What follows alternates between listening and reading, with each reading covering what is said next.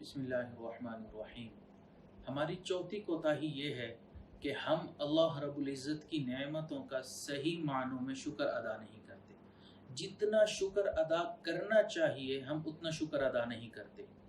अल्लाह रब्बुल इज़्ज़त की हमारे ऊपर इतनी नेमतें हैं कि हम उनका हिसाब व किताब भी नहीं कर सकते। याद रखें, हमारे पास घर होना अल्लाह की नेमत है, हमारे पास औलाद होना अल्लाह की नेमत है, हमारे पास बीवी होना अल्लाह की नेमत है, हमारे वालिदैन का हयात होना अल्लाह की नेमत है, हमारी इज्जत होना ये अल्लाह की नेमत है, हमारे गुनाहों पर कोताहियों पर पर्दा पड़े रहना ये अल्लाह की नेमत है।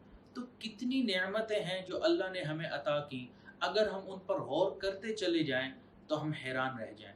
तो हम इन नेमतों पर शुक्र तो अदा नहीं करते, बल्कि आज तो हालत ये हो गई कि जब तक नेमत मौजूद होती है उसकी कदर नहीं होती, जब नेमत छिन जाती है तब उसकी कदर आती है। अगर आप बीवी से पूछें तो वो एक ही सांस में अपने खामद की बुराइयां गिनवाना शुरू कर देगी।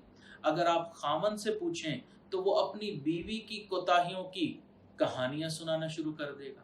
अच्छा, अगर ये खामद फोत हो जाए तो बीवी बैठी रो रही होती है, कोई उससे पूछे कि भाई आप क्यों रो रही हैं, आप तो कहती थी कि इस शख्स ने मेरी ज़िंदगी अजाब बना रखी है, ये हर कदम पर मेरे लिए परेशानी का सबब बनता है, अब वो परेशानी तो ख़त्म हो गई आपकी ज़िंदगी से, अब क्यों रो रही हो? तो वो जवाब देगी, जो भी था, जैसा भी था, मेरे बच्चों का वालिद था, उसकी वजह से मेरी इज्जत थी, उसकी वजह से कोई मुझे कोई बात नहीं कर सकता था।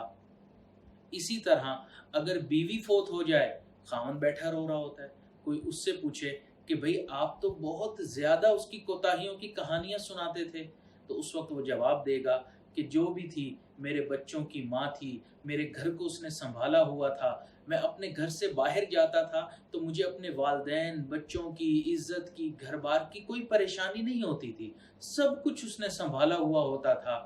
तो जब ये मामला है तो हम आपस में एक दूसरे की कदर ज़िंदगी में ही क्यों नहीं कर लेते? तो ये खूबियाँ हमें वफात के बाद क्यों याद आती हैं?